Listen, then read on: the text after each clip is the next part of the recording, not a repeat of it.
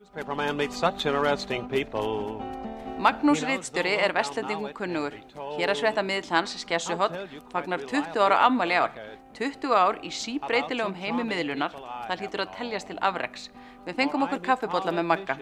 Magnús, hvenær byrjaðir í blaðaútgáfu, fjölmiðla rekstri? Þetta byrjaði veturinn 1998. Þá var ég starfandi atvinnuráðgjafi hjá Samtökum sveitarfélaga á Vesturlandi og til mín kom maður sem hafði fengið NASA þegar af skrifum. Það heitir Gísli Einarsson. Já. Alinn upp í næstu sveit við mig í Borgarfirðinum. Lundareykjadal. Í Lundareykjadal. Hvaðan erst þú? Ég úr Reykholtsdalnum. Já. Og hann hafði bara áhuga á því að reyna að endurvekja eða stofna til rekstrar á Héraðsfréttablaðið og taldi það góða hugmynd og nauðsynlega. Og ég var alveg sammála honum í því og svo bara fór þetta þannig að ég sem atvinnuráðgjafi ánetjaðist þessu verkefni. Við fórum saman og stofnuðum þetta og rákum saman fyrstu árin. Þið eru 20 ára. Þú ert búin að halda miðli á lífi í 20 ár, Héraðsfréttamiðli. Það er dálítið afrek út af fyrir sig. Já, ég meina þetta hefur gengið svona heilt yfir bara vel. Lesendur á Vesturlandi hafa tekið okkur vel í gegnum tíðina. Við höfum ótrúlega þéttan og tryggan áskrifendahóp og áskriftartekjur eru hryggjarstykki í okkar rekstri.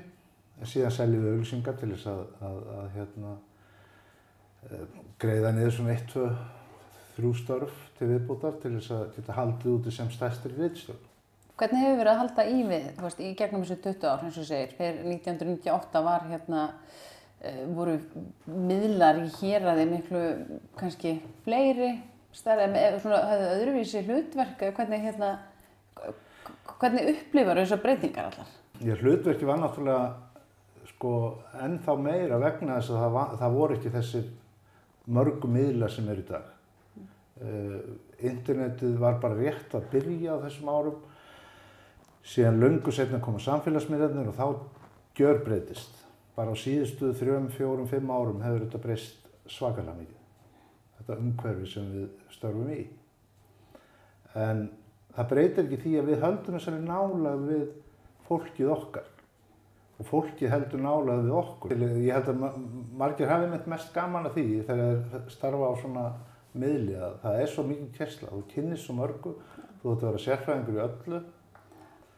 Og þú getur rétt ímyndaði fyrir 20 árum þegar ég og Gísli Einarsson, sveitakallar á honum Borgarfirði, fórum að skrifa uppsjávarveiðar og dragnót og svo framvegis.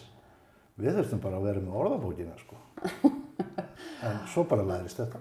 Ég sá ritstjórninni að þú ert með 4, 5 klukkur, eitthvað svoleiðis. Akranes og Víðsvegar og Kolbeinsstaðahrepp. Já. Segðu mér aðeins. Þetta er náttúrulega bara falleg sveit í miðju Vesturlandi. Það er nú stundum sagt að það farið svolítið seint í mjaltir bændur á Kolbeinsstaðahreppnum, þannig að hún er alltaf 6 tímum á eftir Akranestímanum. Og menn hafa bara brosað með þessi kolhreppingar þegar þeir koma hérna og sjá þetta. Áttu þér eitthvað svona eftirminnilega sögu frá þessum 20 ára starfsferli? Það er nú eiginlega alveg ótrúlega margt, en kannski mest svona reynslan að fá að kynnast svolítið mörgu. Ég get sagt fyrir því í febrúar þá fauk ég.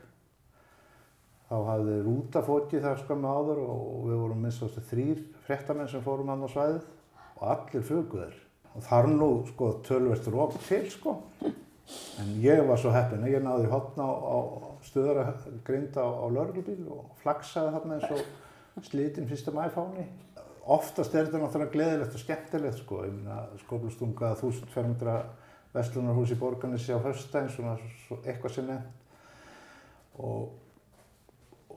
Og sára sjaldan verið það sem að beinlínis er hægt að segja neikvæð upplifun. Ég held ég hef ekki fengið nema eina líflátsótun á þessu 20 árum. Finnst það bara rosalega vel sloppið. Þó eina? Já. Ég held sér allt til að rifja upp. Ég held að við höfum sagt frá því í frétt að það hefur þurft að aflífa hund sem var búinn að skaða eitthvað 3-4 manneskjur. Og sem endaði náttúrulega sjálfsögðu með því að hundurinn var lóað. En það voru ekki allir sáttir við það. Og alls ekki að það væri verið að segja frétt af því. En þetta verður maður bara að takast á við. heimur ritstjórnar getur verið svolítið vanþakklátur á köflum, þú veist, þegar þú ert að miðla fréttum. En svo fáum við, ég meina sko, svo er það bara bætt upp með því að við fáum bara jákvæða strókur líka sko. Já. Og það er vega hitt upp. Já. Þannig að meðaltal er þetta bara mjög skemmtilegt sko. Sko fyrst og fremst er þetta að halda á trúverðugleikanum. Segi ekki fréttir sem byggja ekki á stoð. Og hérna, ef þú gerir það, passar að reyna að mistíða þig aldrei, þá bara gengur þetta. Ég held að við séum, og vona það allavega, við séum fjölmiðill sem að fólk ber svona þokkalegt traust til.